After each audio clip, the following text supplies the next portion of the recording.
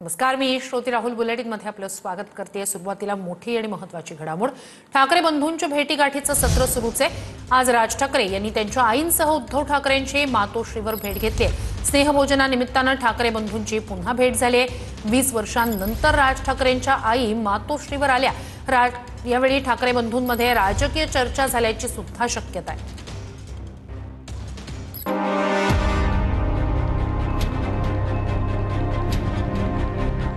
राज ठाकरे आईला घेऊन मातोश्रीवर दाखल झाले।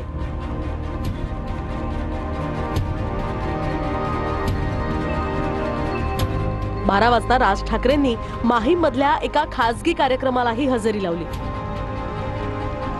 त्यानंतर राज ठाकरे आपल्या निवासस्थानी गेले आणि त्यांच्या आईला घेऊन मातोश्रीवर आले।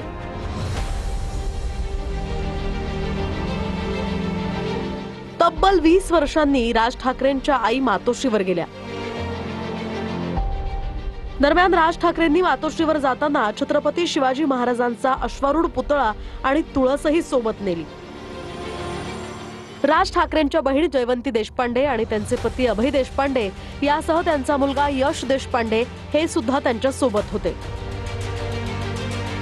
तर ही राज ठाकरेंची कौटुंबिक भेट असल्याची माहिती आहे। मागच्या 3 महिन्यांच्या काळातली ठाकरे बंधूंची ही 7वी भेट आहे।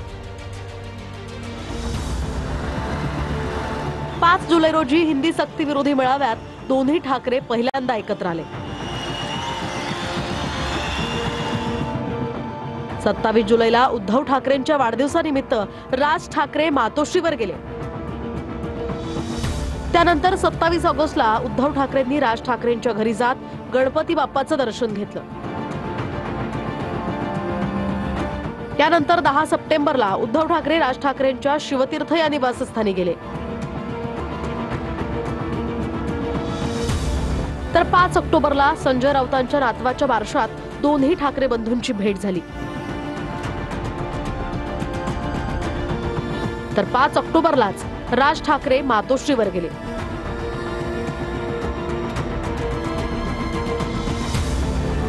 आणि आता 12 ऑक्टोबरला आईला घेऊन राज ठाकरेंनी उद्धव ठाकरेंची भेट घेतली।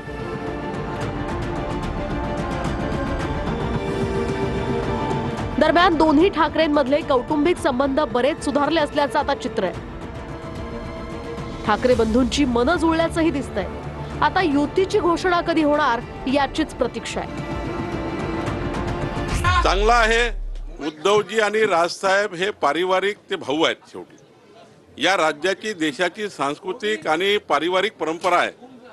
दीपावलीच्या पावन पर्वावर आपले परिवार एक आले पाहिजे। परिवारातले सर्व घरातले नातवंड एक आले पाहिजे। आमच्या घरातल्या सर्व बहिणी एक आल्या पाहिजे। यामध्ये मला वाटतं माझ्यासारख्या कार्यकर्त्यांनी याकडे राजकारणासारखे बघू नये। पण सगळेजण या एका गोष्टीने नक्की आनंदित होऊया की चांगली गोष्ट आहे। अनेक वर्षांचं जे मनातलं मळब होतं, जी किलमिश होती, ती सगळी बाजूला पडलेली आहेत आणि एक नवा नितळ मैत्रीचा आणि बंधुत्वाचा प्रवाह सुरू झालेला आहे। आत्ता तरी जे दिसतंय ते कौटुंबिक जिव्हाळा जो दिसतोय तो त्याच्यामध्ये दिसतोय। गेल्या काही महिन्यांमध्ये त्या भेटीगाठी होताना आणि ही एक चांगली गोष्ट आहे की एक कुटुंब पुन्हा एकदा जवळ येत आहे। मला आता त्याची कल्पना नाही, पण मला नक्की माहिती आहे की दरवर्षी दीपोत्सव गेले आता 11-12 वर्ष राजसाहेब दीपोत्सव दादर शिवाजी पार्क या ठिकाणी करतात आणि त्या ठिकाणी वेगवेगळ्या क्षेत्रातली लोक ते ओपनिंगला उद्घाटनाला बोलवतात। मला वाटतं कदाचित त्या दोन बंधूंमध्ये चर्चा झाली असेल, म्हणून जर आले तर तुमच्या एवढाच मला आनंद होईल, महाराष्ट्राला आनंद होईल आणि दिवाळी लोक युती होण्यापूर्वी कदाचित साजरी करतील। पुढच्या घडामोडीकडे आमदार संग्राम जगताप यांना राष्ट्रवादीनं नोटीस पाठवली। दिवाळीला फक्त हिंदूंकडून खरेदी करा असं वक्तव्य जगताप यांनी केलं होतं। दरम्यान यावर फक्त नोटीस नको, जगतापांना पक्षातून काढून टाका असं सुप्रिया सुळे म्हणाल्या। तर 2029 मध्ये संग्राम जगताप भाजपमध्ये जाणार असा दावा रोहित पवार यांनी केलाय। अहिल्यानगरचे आमदार संग्राम जगताप यांना राष्ट्रवादीनं नोटीस बजावली आहे। दिवाळीत फक्त हिंदूंकडूनच खरेदी करा असं वक्तव्य संग्राम जगतापांनी केलं होतं। त्यानंतर अजित पवारांनी संग्राम जगतापांचं वक्तव्य पक्षाला मान्य नसल्याचं सांगत नोटीस बजावणार असल्याचं सांगितलं होतं। दरम्यान आज प्रदेशाध्यक्ष सुनील तटकरे यांनी जगतापांना नोटीस बजावली आहे। आता दीपावलीच्या निमित्तानं देखील इथं आता बाजारपेठ आहे। मी तुम्हाला सर्वांना विनंती करेन जो जो दीपावलीच्या निमित्तानं काही खरेदी करल, आपला पैसा, आपली खरेदी आणि आपल्यातला जो नफा भेटल तो फक्त आणि फक्त हिंदू माणसालाच झाला पाहिजे.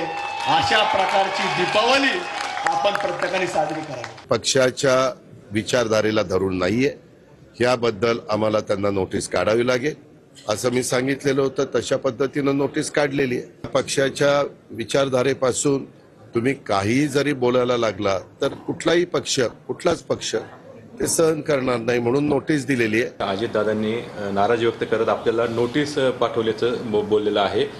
काय म्हणजे हे बोलू त्या विषयावर आम्ही दादांशी बोलू त्या बाबतीत सविस्तर बोलू आम्ही त्या बाबतीमध्ये. नाराजी व्यक्त केली दादांनी काय? संग्राम जगताप हे 2029 साली भाजपमधून निवडणूक लढवतील असं रोहित पवारांनी म्हटलंय. तर फक्त नोटीस देऊन चालणार नाही, पक्षातनं हकालपट्टी करा असं सुप्रिया सुळे म्हणाल्या. कसं आहे, संग्राम जगताप हे 2029ला भाजपमधून लढणार, त्यामुळे त्यांनी त्यांची सुरुवात केलेली आहे. भाजपमध्ये द्वेष चालतो, भाजपमध्ये भेदभाव चालतो आणि मग 29ला जर भाजपमधून आपल्याला लढायचं असेल हा विचार संग्राम जगतापच्या मनामध्ये असल्यामुळे वातावरण आतापासूनच पेटवायला त्यांनी सुरुवात केलेली आहे. नुसती नोटीस देऊन होणार नाही, पक्षातून काढून टाकायला पाहिजे. कोणीही व्यक्ती जर समाजात तेढ निर्माण करून महाराष्ट्राच्या विरोधात आणि देशाच्या संविधानाच्या विरोधात काम करत असेल तर अशा व्यक्तीवर स्ट्रॉंग ऍक्शन झाली पाहिजे.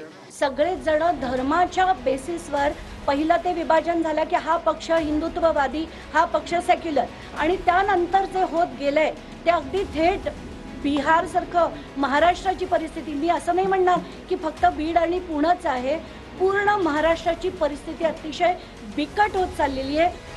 संग्राम जगताप यांना राष्ट्रवादीनं नोटीस दिली असली तरी भाजप आमदार गोपीचंद पडळकरांनी जगताप यांची बाजू घेतली आहे. संग्राम जगताप नोटिशीला उत्तर देण्यास सक्षम असल्याचंही पडळकर म्हणाले. आमदार संग्राम भैया जगताप हा वाघाचा काळीज असणारा माणूस आहे. येड्या गाबाळ्याचं काम नाही ना अशी भूमिका घेणं. हिंदू धर्माच्या रक्षणासाठी एखादा आमदार पुढे येतोय ही काही साधी सोपी गोष्ट नाही आहे. अत्यंत कौतुकास्पद बाब आहे. मी त्यांचं समर्थन करतो. काल पण त्यांच्यासोबत होतो, आज पण आहे, उद्याही त्यांच्यासोबत असणार. संग्राम भैया जगताप सक्षम आहेत, ते त्यांच्या पद्धतीनं फेस करतील. तर संग्राम जगताप यांनी इम्तियाज जलील आणि ओवैसींवर पलटवार केला. एक बोकड हैदराबादहून तर एक बोकड संभाजीनगरहून आलं होतं अशी टीका जगताप यांनी केली आहे. अपनी एक नई इमेज तैयार करने के लिए पहले हर रोज एक छोटा सा चिंटू, छोटा सा, वो बोलता था अब आपके शहर में एक चिकनी चमेली आई हुई है. चिकनी चमेली, तू है क्या चीज, बोलता क्या है, तेरा अंदाज क्या है कि तू बोलता है तो हम उसकी दखल लेते हैं. एमआयएमची बोकडं ही आपल्या अहिल्यानगरमध्ये त्या दिवशी आली. एक हैदराबादहून मोठं बोकुड आलं, खुराड झालेलं बोकुड आलं, आणि एक इकडे एक छत्रपती संभाजीनगरचं एक बोकुड आलं. ते आलं ते सगळेच खच्ची केलेले असते. मग ते बोकड आलं आणि ते काहीतरी बडबड बडबड बडबड. आता त्याला वाटतं आपण बोललंच पाहिजे, नाही बोललं तर आपल्यालाही लोक विचारायचे नाही. तर मलाच का टार्गेट करताय, निलेश घायवळवर बोलताना असं आव्हान रवींद्र धंगेकर यांनी दिलंय. धंगेकरांच्या बॉसशी बोलणार असं मुख्यमंत्री फडणवीस म्हणाले तर शिवसेनेत आहोत हे धंगेकर विसरले अशी टीका अजित पवारांनी केली. घायवळ प्रकरणात धंगेकरांनी चंद्रकांत पाटील यांच्यावर आरोप केल्यानंतर त्यांच्यावर नाराजी व्यक्त करण्यात आली होती. निलेश घायवळ प्रकरणात आपल्याला टार्गेट केलं जात असल्याचा आरोप रवींद्र धंगेकरांनी केलाय. या प्रकरणात एकनाथ शिंदेंची भेट घेणार असल्याचं धंगेकर म्हणाले. घायवळ प्रकरणात रवींद्र धंगेकरांनी चंद्रकांत पाटलांवर आरोप केले होते. त्यानंतर फडणवीसांनी धंगेकरांच्या बॉसशी बोलणार असं म्हटलं आणि अजित पवारांनीही धंगेकरांना टोले मारले होते. त्यावर घायवळवर बोला, मला का टार्गेट करताय असं धंगेकर म्हणाले. म्हणजे म्हणतायत की महायुतीचा धर्म पाळला पाहिजे. त्यातलेच महायुतीमधील जे माजी आमदार आहेत रवींद्र धंगेकर ते निलेश घायवळ प्रकरणावर अनेक टीका टिप्पणी करतायत मोठमोठ्या नेत्यांवर, तुमच्या भाजपातील नेत्यांवर. तर त्यावर तुम्हाला काय म्हणणं आहे, काय सांगतात महायुतीचा घटक?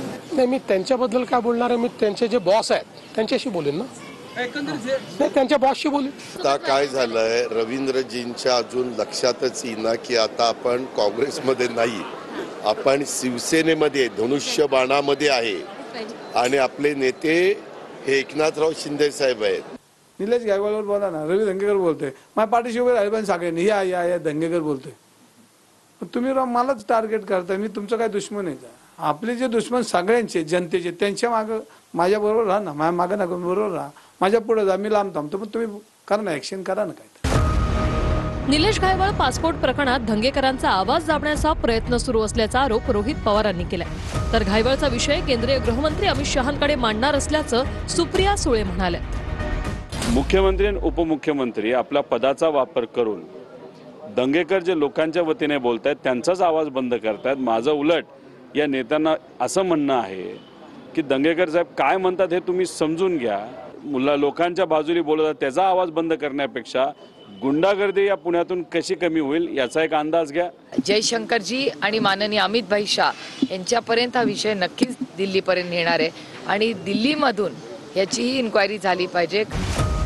बनावट पासपोर्ट काढून परदेशात पळून गेलेल्या गुंड निलेश घायवळ विरोधात इंटरपोलने ब्लू कॉर्नर नोटीस जारी केली.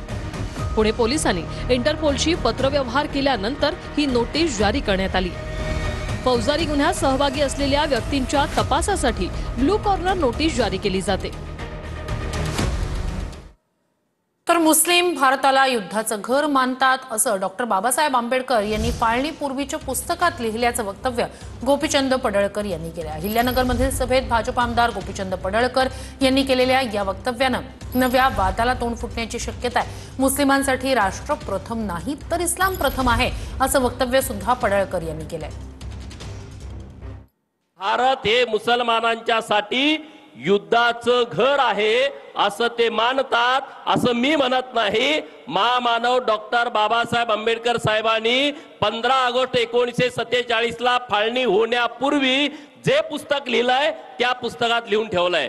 म्हणजे जगातले जे मुसलमान जी भूमिका घेतात ती त्यांना भारतापेक्षा त्याला प्राथमिकता देतात. बाबासाहेब सोयीनुसार सिलेक्टिव्हली आणि स्थलकाल परत्वे जे तुम्हाला वापरता येईल अशा पद्धतीने बाबासाहेब सोयीनुसार दाखवायचा प्रयत्न करू नका. फडणवीस तुम्हाला नक्की फरक पडतो.